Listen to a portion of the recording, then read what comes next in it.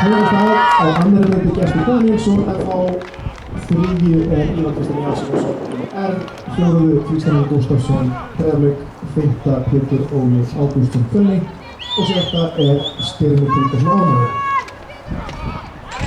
Hér Ívar Kristinn Jasínsson tekið nótt og öðru fórustu enda áhengi fyrir það talsvert fyrir tíma en aðeins en Pétur Óli Ágústsson þar á koma sig hóttur hlutulega fyrir í öðursætunum. Í þriðja þessu Gestur Danielsson að freyja sína þrömmur í þessari grein.